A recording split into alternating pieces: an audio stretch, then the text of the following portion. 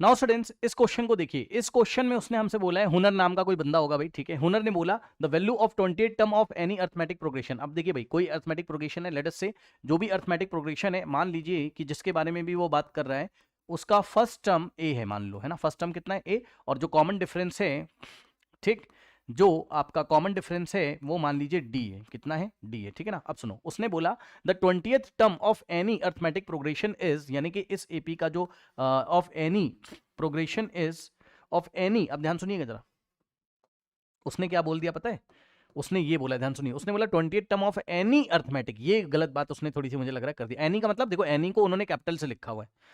कह रहा दुनिया की कोई भी एपी हो तो क्या ऐसा होता है, सुन लीजिए ध्यान से, दुनिया की कोई भी अर्थमेटिक प्रोग्रेशन होती तो क्या ऐसा होता है। आइए थोड़ा चेक करते हैं मैथमेटिकली, रुक जाइए। उसने बोला कि दुनिया की कोई भी एपी हो तो उसका जो 20th टर्म है, ध्यान सुनिएगा, उसका जो 20th टर्म है A20 से दिखाओगे, it is double that of the 10th term. मतलब जो 20th टर्म है वो डबल का मतलब 2 टाइम्स है 10th टर्म के, ऐसा उसने बोला हुनर ने। और उसने क्या बोला, उसने बोला किसी भी एपी के लिए ऐसा होता है, तो क्या वो बंदा सही है। रुक जाओ देखते हैं।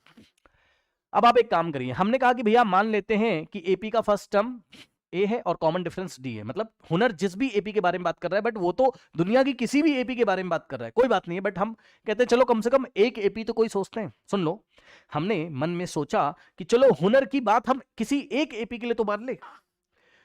क्या मान ले, हम ये मान लें कि 20th टर्म जो है 10th टर्म का डबल है किसी एक एपी। भाई दुनिया में बहुत सारी अर्थमेटिक प्रोग्रेशंस होती हैं आपकी, किसी एक एपी के लिए तो चलिए उसकी बात मान लीजिए भाई। तो मानते हुए अगर हम कंडीशन निकालेंगे, क्या कंडीशन सर, 28 टर्म क्या आ जाएगा, अगर फर्स्ट टर्म ए है उस एपी का जिसके बारे में आप सोच रहे हो, और कॉमन डिफरेंस डी है जिसके बारे में आप सोच रहे हो, मतलब आप एक ऐसी एपी ले रहे हो जिस जो कि हुनर की बात को सेटिस्फाई करती है।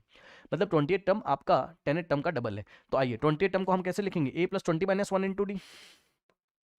भाई a plus n minus 1 into d से लिखोगे ना, is equals to 2 double of, अब ध्यान सुनिए, 10th टर्म को हम लोग कैसे लिखेंगे, 10th टर्म को हम लिखेंगे a plus 10 minus 1 into D, ये इस तरीके से हम लोग लिखेंगे। तो अगर आप देखोगे तो a प्लस 20 माइनस 1 19, और d इज इक्वल्स टू, अगर आप देखोगे सो 2 इंटू ए इज 2a, और प्लस अब देखो 10 माइनस 1 इज 9, 2 जाएगा अंदर, 2 9 18, ये सब आप सॉल्व कर सकते हैं आराम से।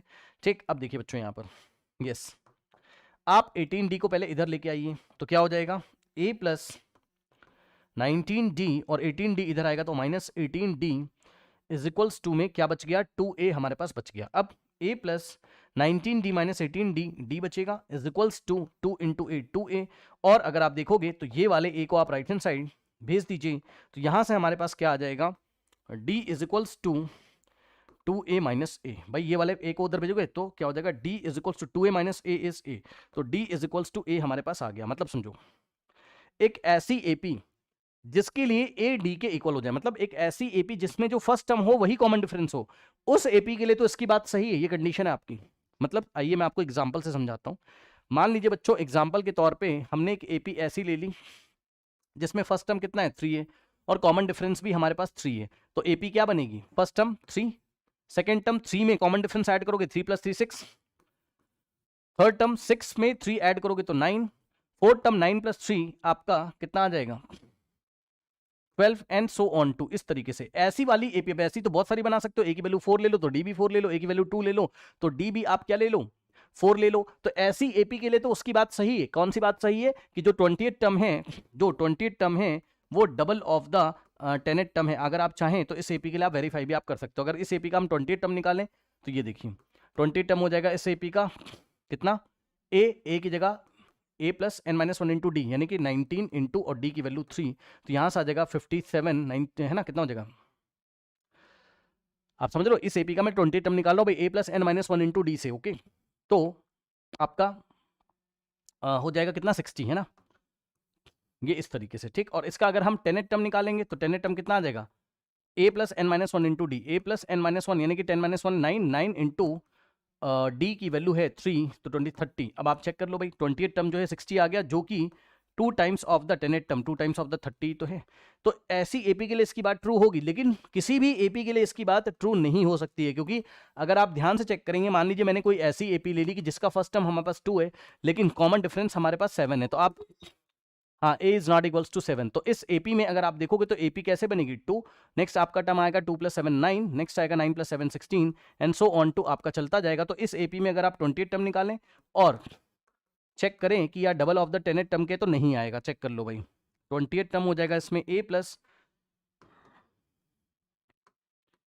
प्लस a कितना है 2 + 20 - 1 यानी कि हो जाएगा 19 इंटू डी की वैल्यू हो जाएगी 7, ठीक।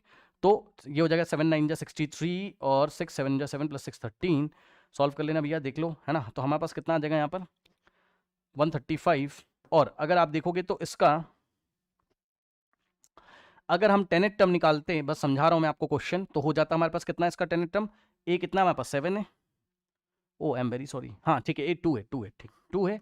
और 10 - 1 9 9 इंटू अगर हम डी करते तो डी हमारे पास कितना है 7, है ना। तो आ जाता कितना 2 और 63 65 आपके पास आता। तो आप चेक कर लो भाई 28 टर्म कितना है 135 which is not equals to double of the tenth term. Tenth term कितना है 65, 65 का डबल करके 135 कभी भी नहीं आएगा, समझ गए बात को।